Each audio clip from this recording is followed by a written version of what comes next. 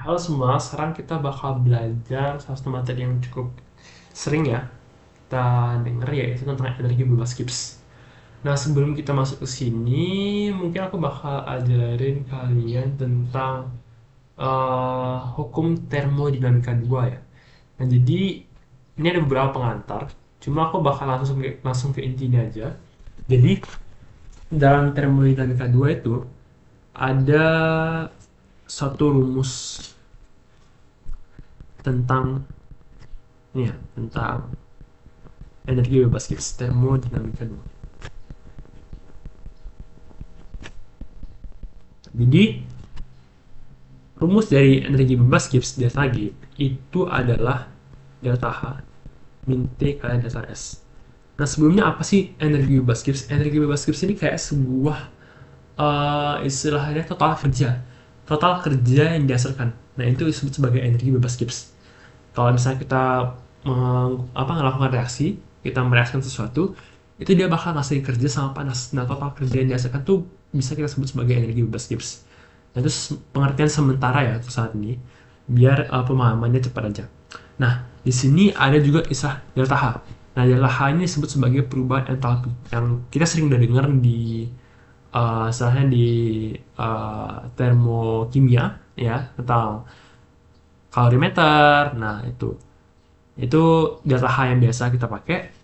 Nah, lalu ada delta S. Nah, delta S ini disebut sebagai, ini bebas Gibbs tadi. Ini disebut sebagai derajat keacakan. Nah, derajat keacakan itu gimana?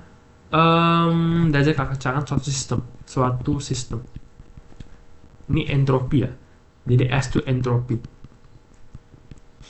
Nah, jadi kita punya suatu gas. Gas itu kan dia pasti lebih acak daripada cair. Nah, kalau kalian udah pernah belajar tentang fisika, itu kalian pasti sering nemu kayak ini. Kalau misalnya gas, kita punya ruang kosong gas itu pasti kayak gini. Kalau cair, dia pasti lebih rapat. Tapi kalau padat, itu dia benar-benar tersusun rapi. Nah, ini disebut sebagai derajat keacakan. Nah, kalau misalnya gas, kenapa di sini aku bilang lebih besar? Itu karena apa? Karena dia itu acak. Gas-gasnya, atom-atomnya, partikel-partikel dalam itu acak dibandingkan dengan cairan, dibandingkan dengan solid padatan. Nah, lalu ini bukan Ki ya, ini Aki, aqueous. Jadi masuk akal ya, gas lebih besar daripada cairan, lebih besar daripada solid padatan. Nah, lalu kenapa aqueous lebih besar daripada liquid? Karena aqueous itu terdiri atas apa? Pelarut, terlarut. Sedangkan liquid itu murni.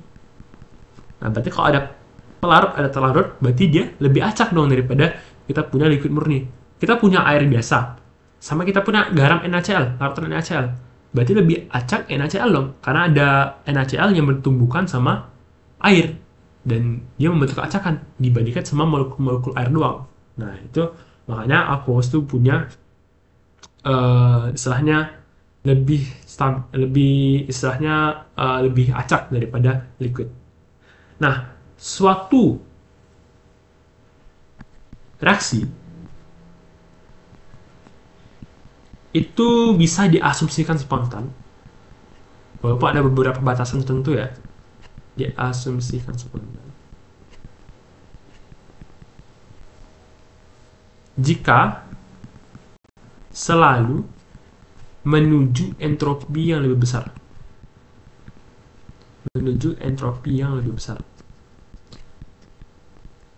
Contoh, aku punya reaksi A, ini solid, plus 2B, ini aqueous, dia ngasilin AB2.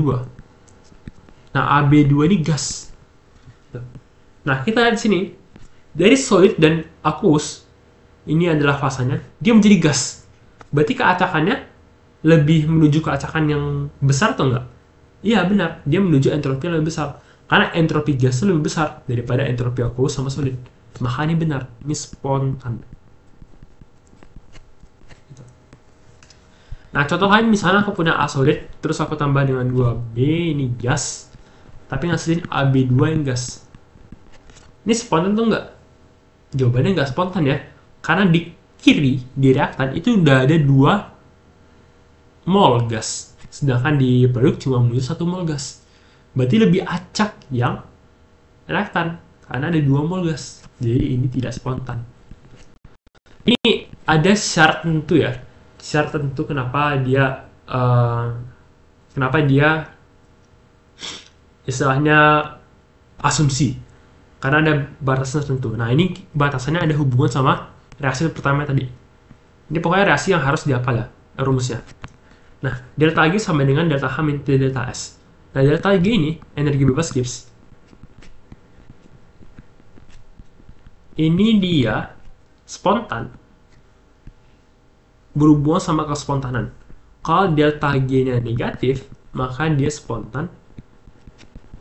Kalau delta G-nya positif, maka dia tidak spontan. Jadi kalau misalnya kalian ditanya, apakah reaksi ini spontan atau tidak, harus dari delta G.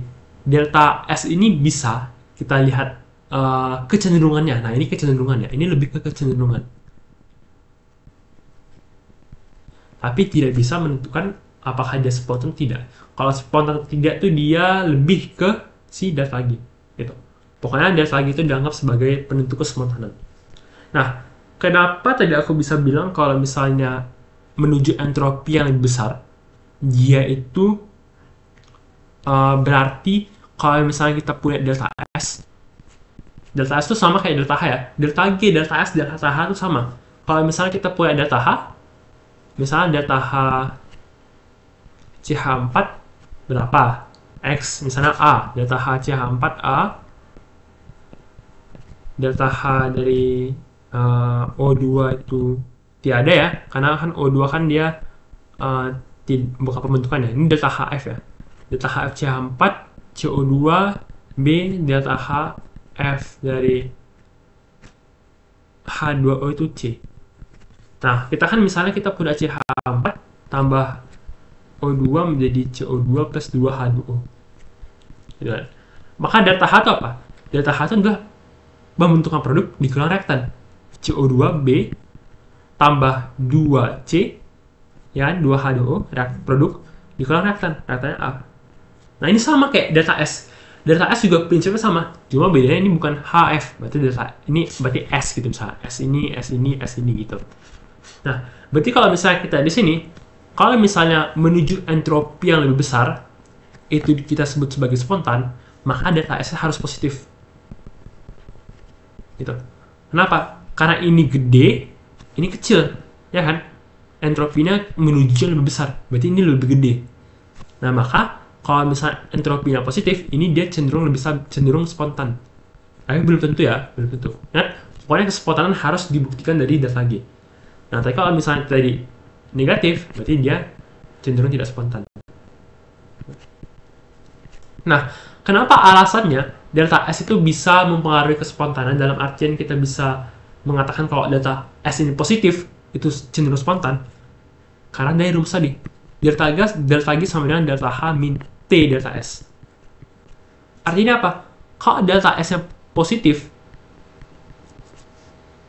maka dia itu akan, kan T ini, T ini Kelvin ya. T ini Kelvin. T harus Kelvin. Kalau T Kelvin kan nggak ada minus ya, berarti T harus positif ya. Di Kelvin kan nggak ada minus 1 Kelvin. Ya ada kan 0 Kelvin, itu paling bawah lah gitu istilahnya. Berarti apa? Kita punya delta H minus, ini positif kan T-nya. Nah, maka kita harus kalikan sama yang positif. Tujuannya apa? Biar kita dapat delta G yang paling minus gitu. Paham? Oke lah, kita buat contoh. Misal delta H-nya sama dengan 10. Berarti delta G sama dengan 10 minus T-nya pasti positif ya. Anggap T-nya itu 200 Kelvin. Atau ini 10.000 deh, 10.000. Ini 1000. Nah, T-nya 20 misalnya. T-nya 20. Nah, berarti delta S, kita tinggal lihat delta S. Kalau delta S-nya negatif, tadi cenderung tidak spontan. Kalau delta S-nya negatif 10 misalnya. Nah, maka hasilnya jadi positif dong. Udah pasti positif. Karena minus kali minus adalah positif. Berarti dia jadi 1200. Nah, makanya tidak spontan. Nah, makanya tadi bilang delta S negatif itu cenderung tidak spontan. Tapi kalau delta S positif itu spontan, kenapa? Karena kita tidak meniadakan negatif di sini. Jadi kalau misalnya delta G sama dengan 1000 minus 20 kali positif 10. Nah, ini jadi 800. Nah, spontan nggak?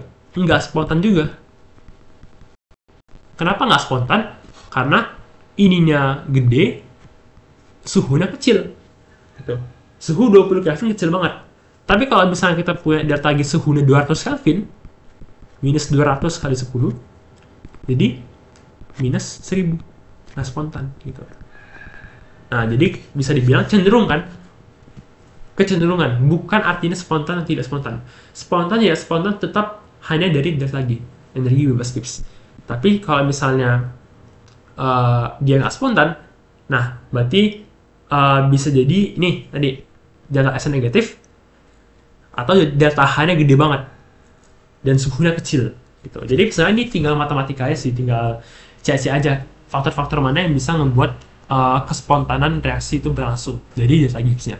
Pokoknya intinya delta Gibbs. Nah, itu yang pertama. Itu adalah delta G. Itu adalah delta G yang rumus termodinamika 2 ya. Nah, dan itu akan ada mengalami pengembangannya. Pengembangan ini sebenarnya fisika. Yang ini kita masih pelajari fisika. Nah, kita bakal masuk ke yang kimianya, yaitu energi bebas Gibbs dalam sebuah kesetimbangan. Nah, ini di sini deh, energi bebas Gibbs dalam kesetimbangan.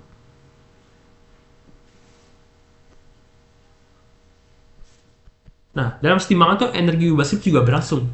Jadi, kalau misalnya dia keadaan tidak setimbang, dalam keadaan tidak setimbang, ini tidak setimbang ya. Belum setimbang, sorry, bukan tidak setimbang, belum setimbang. Pada saat belum setimbang, maka delta G sama dengan delta G standar plus RT dan Q. Q ini apa? Q ini kayak K. Cuma kalau kita K itu kan kesetimbangan, dalam bentuk kesetimbangan. Nah, kalau Q ini belum dalam bentuk kesetimbangan, masih belum. Nah, tapi kalau pada keadaan setimbang,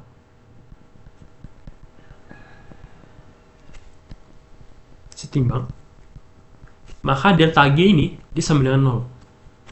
Dan Q itu sama dengan K. Ya, karena setimbangkan berarti Q-nya kita ubah ke K. Nah, sehingga kita punya delta G sama dengan delta G standar plus RT dan K. Q-nya kita ubah ke K tadi kan, karena udah setimbang. Terus di sini delta G sama dengan 0.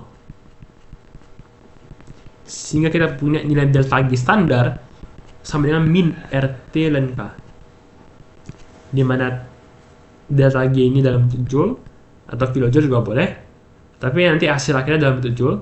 Terus T ini, R ini kita pakai 8,314. Kenapa kita pakai 8,314? Karena ini dia nggak bahas tentang joule.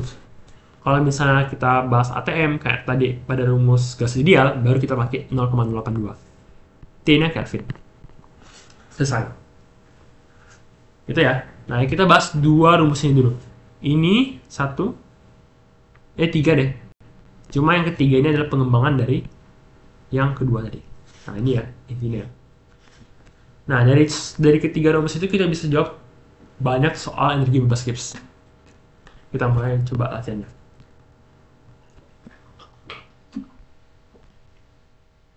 Nomor 1. Delta G standar untuk reaksi H2 plus I2 menjadi 2HI adalah 2,6 kJ atau 2500 Joule pada suhu 25 derajat Celcius. Dalam satu percobaan, tekanan awal dari H2 adalah 4,26 atm dan tekanan I2 adalah 0,024 atm. Ini tekanan awal ya, berarti ini belum setimbang, ini tidak dalam kesetimbangan. Dan tekanan HI adalah 0,23 atm. Hitunglah delta G untuk reaksi ini dan prediksi kemana arah reaksinya. Jadi kita dengan delta G ini kita bisa prediksi. Gimana cara prediksinya? Kalau spontan, berarti dia cenderung ke produk dong. Masuk akal ya? Kalau spontan kan berarti dia cenderung ke produk. Berarti kalau tidak spontan, berarti dia tidak cenderung produk. Dia tidak menghasilkan produk. Berarti dia cenderung ke reaktan. Gitu aja. Jadi prediksi itu cuma maksudnya adalah spontan atau tidak gitu istilahnya. Cuma berdasarkan dari itu dong. Nah, kita coba ya soal nomor 1 tadi. Nah, masih ingat tadi karena yang tidak pakai kesetimbangan, berarti kita pakai rumus yang ini plus RT ln K ln Q. Nah, terus kita punya delta G yang dicari. Delta G standar kita 2500 Joule, harus dalam bentuk Joule ya. Kenapa? Karena suhunya, karena R-nya itu pakai R8,314 Joule per bla bla bla. Nah, jadi kita pakai satuan Joule. R-nya 8,314, T-nya itu 298, 25 derajat Celcius kali ln Q. Q itu adalah HI pangkat 2 per H2 kali I2. Ya, ini Q ya. Sama kayak K, cuma bedanya kan kalau K itu kan dari dalam kesetimbangan, Q dalam enggak setimbang. Berarti HI-nya itu 0,23 pangkat 2 per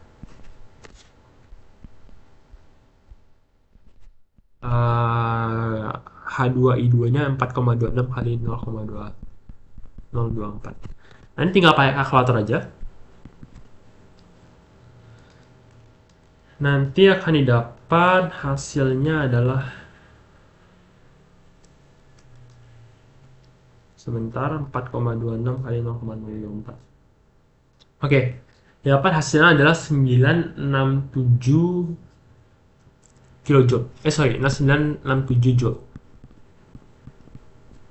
Nah, 967,48 joule. Nah, kira-kira kalau kayak gini spontan atau tidak? Dia tidak spontan karena hasilnya positif. Kalau kayak gitu berarti dia cenderung ke reaktan gitu. Atau ke kiri lah, ke reaktan. Dalam kurung kiri. Hitunglah Kp untuk reaksi di bawah ini. Nah, Kp itu berarti pakai rumus apa kira-kira? Kp sebenarnya nggak ada itu ya, nggak usah ditakutin ya. Kp, Kc, Kf, Kq misalnya itu sama aja dengan K. Berarti tinggal pakai rumus apa? Rumus ini aja. Ini delta G min RT ln K. Selesai. Jadi tinggal pakai delta G min RT ln K. Karena mau dia KF, KR, KP tetap K, tetap setimbangan gitu. Jadi tinggal pakai delta G standar sama dengan min RT ln K. Min 8,314 kali R-nya 298 ln K. Oh, ditanya K ya. Berarti KP delta G ini diketahui. Itu 2600. Nah, dari sini kita dapat nilai KP-nya sebentar. 2600 bagi min 8,314 bagi 298. Terus epsilon dapat 0,35. Gitu ya. Terus soal nomor 3. Reaksi autonisasi air pada suhu 25 derajat Celcius segitu. Nah, diketahui Kw-nya. Berapa delta G-nya? Ya, sama aja sih. Karena mau K apapun, mau punya KW tetap sebuah kesetimbangan. Jadi tinggal pakai rumus tadi. Delta G sama benar sama dengan min RT ln K. Min 8,314 kali R 298 kali ln 10 kali 14. Coba kita cek.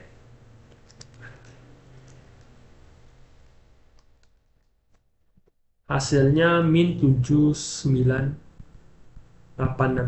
joule. Oh, gede banget ya minusnya ya. Berarti ini sangat spontan. Masuk akal ya, sangat spontan ya. Karena kan H2O kan pasti terionisasi jadi hapus OH minus kan. Logikanya dalam air kan H2O pasti terionisasi. Namanya juga auto ionisasi. Berarti udah pasti spontan gitu maksudnya. Nah, jadi masuk akal hasilnya gitu.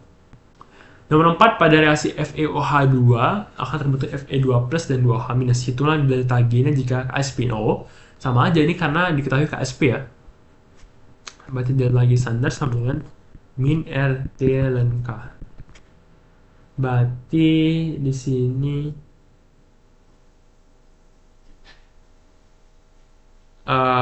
min 8,314 kali 298 kali ln 1,6 kali 10 pangkat min 14. Nah, ini dapat hasilnya 78703. Nah, ini Kayak gitu ya soal-soalnya. Terus nomor 5. Nah, nomor 5 ini mungkin akan ada sedikit yang kebingungan ya tentang soalnya. Karena yang tanya apa? Yang tanya adalah tekanan uap air. Nah, yang tanya adalah tekanan uap air. Pada 25 derajat Celcius, delta G untuk proses H2O liquid menjadi H2O gas berarti penguapan adalah 8,6 kJ. Itulah tekanan uap air pada suhu ini. Yang tanya justru tekanannya, bukan K-nya. Nah, kira-kira gimana? Jawabannya pH2O sama dengan K. Masuk akal ya? Kenapa? Karena kalau nyari rumus Kp dari reaksi H2O liquid menjadi H2O gas, berarti tinggal masukin apa? Tinggal masukin H2O, pH2O gas, udah. Nggak ada per lain, bukan per H2O liquid. Liquid kan tidak termasuk dalam kesetimbangan kan? Jadi Kp sama dengan H2O gitu. Triknya di situ aja. Jadi Kp sama dengan H2O. Sehingga tinggal nyari nilai Kp aja. Berarti 8600 sama dengan min 8,314 kali T-nya 298 dan Kp. Nah, dapat Kp yaitu sebentar. Dapat nilai Kp-nya adalah 0,03. Atau nilai pH2O-nya sama dengan 0,03 atm. Gitu. Nah, lanjut ke soal nomor 6.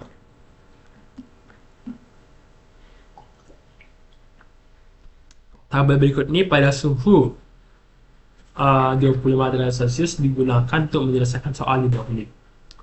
Oke, jadi kita punya MgO, CO2, dan MgCO3. Nah, jadi kita punya delta HF masing-masingnya, pembentukan sama S-nya. Nah, jadi padatan MgCO3 bila dipanaskan akan terurai sesuai reaksi MgCO3 menjadi MgO plus CO2.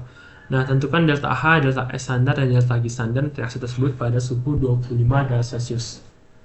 Oke, jadi kita cari dulu delta H standar, delta G standar, dan delta S standar. Nah, berarti kita cari delta H-nya. Ini pakai rumus biasa aja, termokimia. Berarti di sini produk dikurang reaktan. Produknya ada MgO sama CO2. Berarti MgO-nya itu min 601,7 tambah min CO2-nya 393,5 dikurang min 195,8. Nah, ini kalau kita cek hasilnya adalah 100,6 kJ per mol. Cari delta S juga, delta S standar sama dengan berarti MgO plus CO2 min MgCO3 juga sama caranya kayak tadi, berarti 26,9 203,7 dikurang 65,7. Nah, dapat hasilnya adalah 174,9 Joule per mol Kelvin. Nah, yang sering dijebak adalah kita harus lihat, kita kan mau masukin ke rumus delta lagi ya, jadi delta lagi juga. Delta lagi sama delta H standar min T kali delta S standar.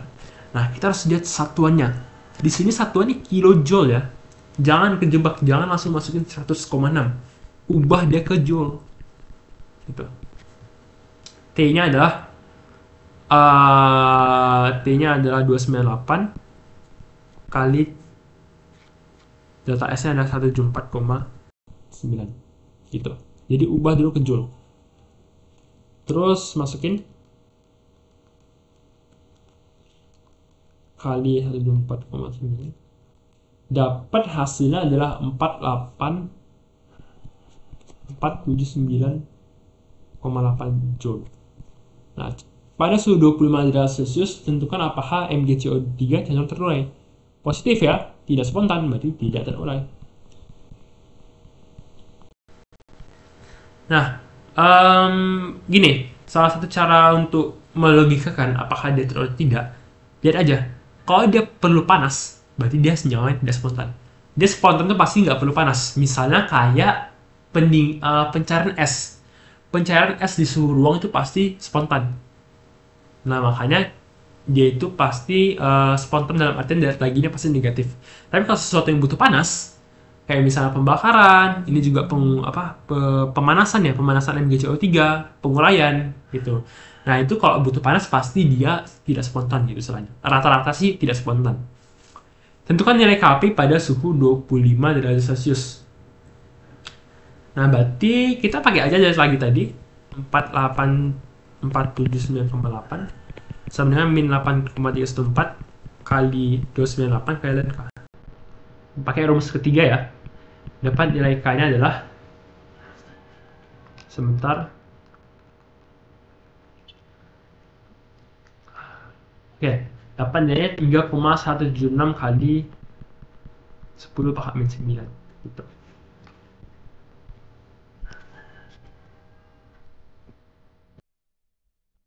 Nah, kita lanjut ke soalan D. Pada suhu 25 derajat Celcius tentukanlah tekanan parsel CO2 bila reaksi berada pada kesetimbangan. Nah, jadi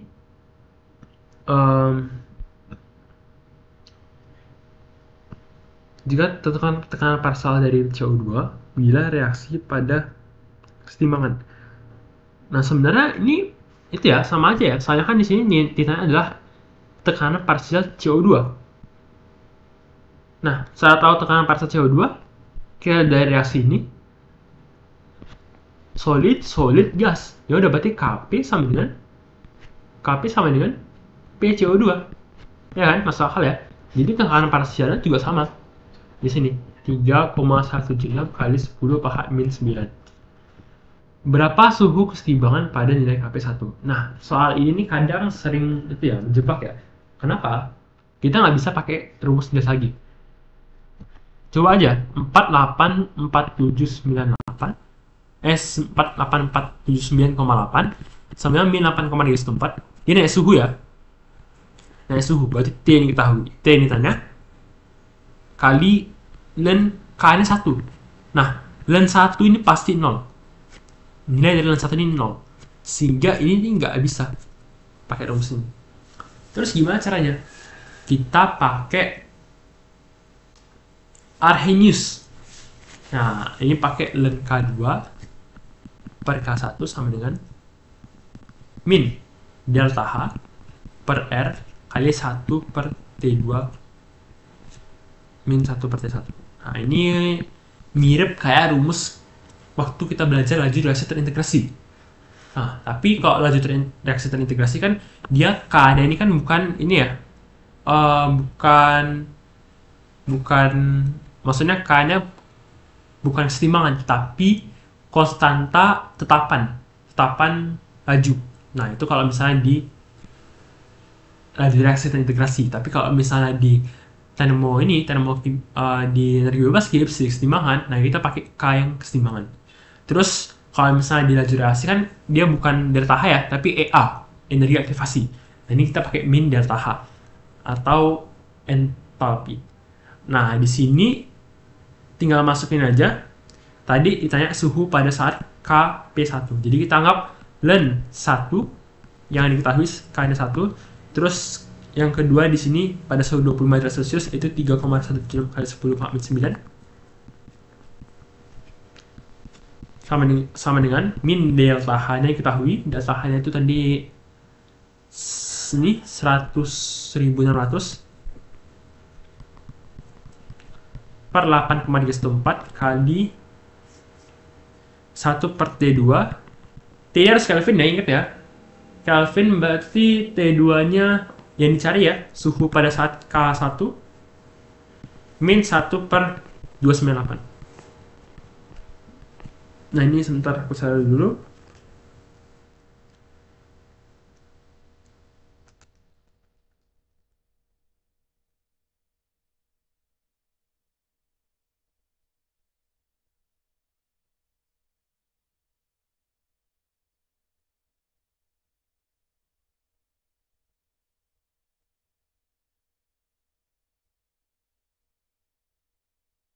Oke, kita dapat nilai T-nya adalah 575,2 Kelvin. Nah, ini kita cari Celsiusnya sama dengan 302 Celsius. Gitu. Nah, terakhir berapa tekanan parsial CO2 diberikan dari KP1? Ya udah, 1 dong. Karena kan nilai KP sama dengan PCO2. Gitu. Di satu atom. Oke, kita lanjut ke soal nomor 7. Hidrogen dapat dibuat dalam suatu proses industri dengan campuran hidrokarbon dan uap air, sesuai dengan reaksi berikut. CH4 plus H2O menjadi 3H2 plus CO. Pada soal berikut, semua gas dianggap ideal dan nilai delta H dan delta S tidak bergantung pada temperatur. Diketahui pada 298,15 Kelvin, tekanan kesetimbangan Kp adalah 1,45 kali 10 pangkat min 25 dan pada 1,58 Kelvin, Kp adalah 26640. Nah, di sini ditanyakan berdasarkan nilai Kp tersebut, tentukan apakah reaksi pembuatan gas hidrogen eksotom atau endotom. Nah, masih ingat kalau misalnya eksotom endotom itu dari mana? Kita lihat dari perubahan suhu. Kalau di sini kita lihat suhu dinaikin. Suhu dinaikin. Setelah suhu dinaikin, ternyata Kp naik. Nah, ini adalah kalian harus ingat materi kesetimbangan ya, pengaruh faktor-faktor yang mempengaruhi kesetimbangan. Nah, kalau ketika suhu naik maka Kp naik, dalam artian kita punya reaktan produk, ketika kita naikkan suhunya, Kp naik, berarti dia ke arah produk. Berarti dia suhunya ada di reaktan. Gitu. Dalam artian dia adalah reaksi endotom. Gitu ya, nomor A ya. Lalu kita bisa ditanya delta H, delta S, delta G, dan Kp. Nah, di sini kita bisa cek nilai delta H dulu. Kita punya rumus tadi, ln K2 per K1 sama dengan min delta H. Pokoknya rumus penting banget ya.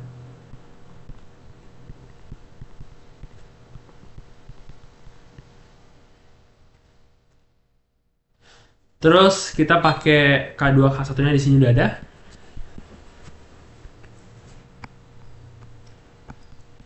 Intinya jangan kebalik.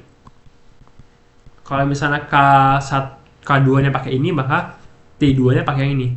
Jangan pakai yang 15880 per 26640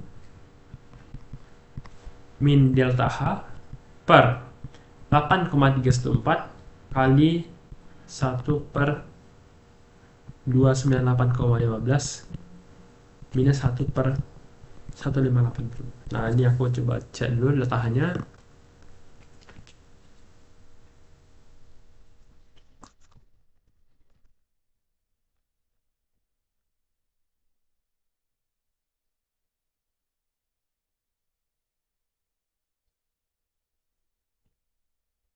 Dapat delta H-nya itu sama dengan 205,879 Joule atau 205,889 Joule gitulah.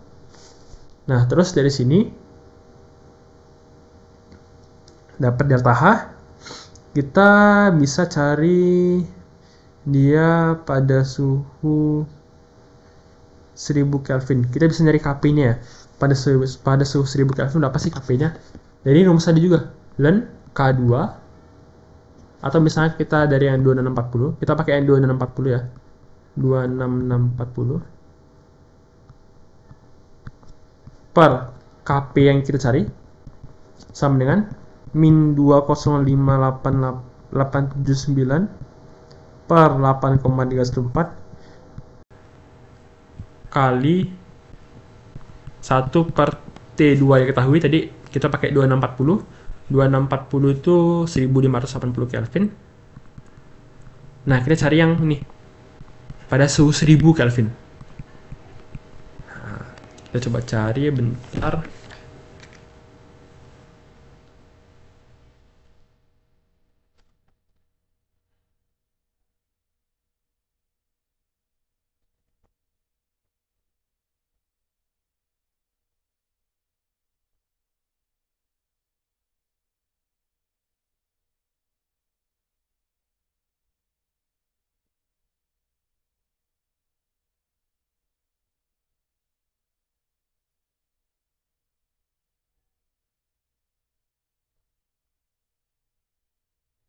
Didapat nilai KP-nya itu sama dengan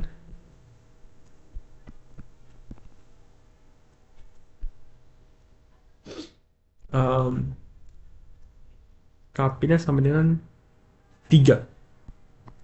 Tuh.